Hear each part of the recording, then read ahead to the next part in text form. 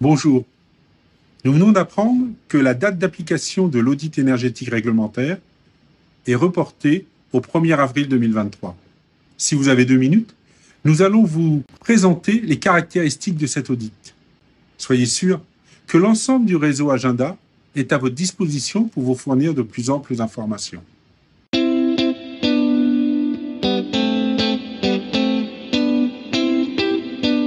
Instaurée par la loi Climat et Résilience d'août 2021, la réalisation d'un audit énergétique va devenir progressivement obligatoire lors de la vente de maisons individuelles et de bâtiments collectifs d'habitation en monopropriété, classés G et F dans un premier temps, puis E et D. En complément du DPE, l'audit énergétique permettra aux acquéreurs de ces logements fortement consommateurs d'énergie de disposer de scénarios de travaux pour améliorer les performances énergétiques et environnementales de leur logement. Il s'agit d'une des principales mesures prises par les pouvoirs publics pour atteindre l'objectif neutralité carbone dans le secteur du bâtiment en 2050.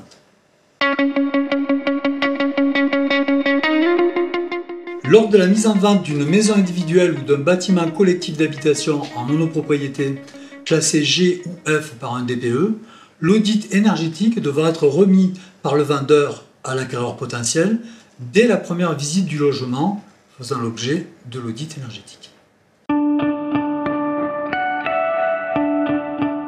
Le DPE ou diagnostic de performance énergétique est un document qui dresse le bilan énergétique et environnemental d'un bien immobilier en analysant les caractéristiques des composants de la construction et des équipements énergétiques.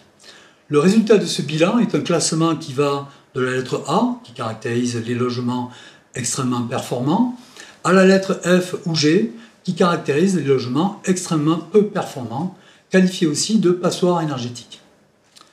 L'audit énergétique part du même bilan que le DPE, bien sûr, mais l'accent est mis sur les travaux, car il propose des scénarios de travaux cohérents qui permettent aux bâtiments de devenir performants.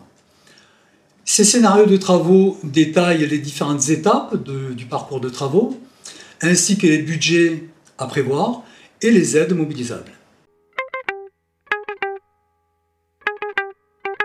Effectivement, mais dans le DPE, les recommandations sont simplifiées. Par exemple, elles ne prennent pas en compte les travaux induits par la rénovation énergétique. Quand on veut améliorer un composant de la construction, s'il comporte une pathologie, il faut d'abord traiter la pathologie. Pour les biens classés en E, la loi Climat et Résilience a prévu une date d'application au 1er janvier 2025, tandis que pour ceux classés en D, la date d'application est prévue au 1er janvier 2034. Non, uniquement pour les maisons individuelles et les bâtiments collectifs d'habitation en monopropriété. Non, l'audit énergétique n'est prévu que dans le cadre de la vente d'un logement.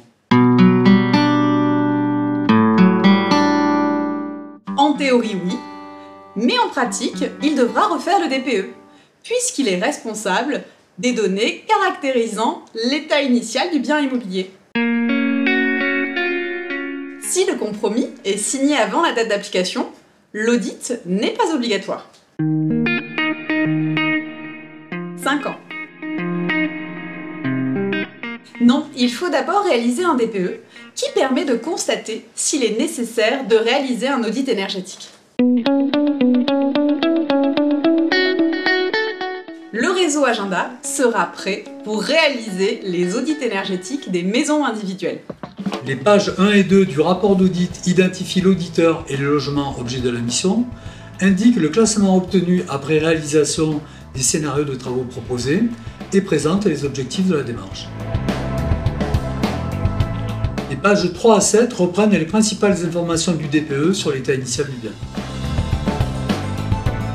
La page 8 synthétise les résultats des scénarios de travaux proposés. Les pages suivantes présentent chacun des scénarios. Détail des travaux proposés, détail des travaux induits, évolution des consommations annuelles après les travaux. Et à la fin du rapport, les principales phases du parcours de rénovation énergétique, dont les demandes d'aide financière, un lexique et des définitions, et la fiche technique du logement.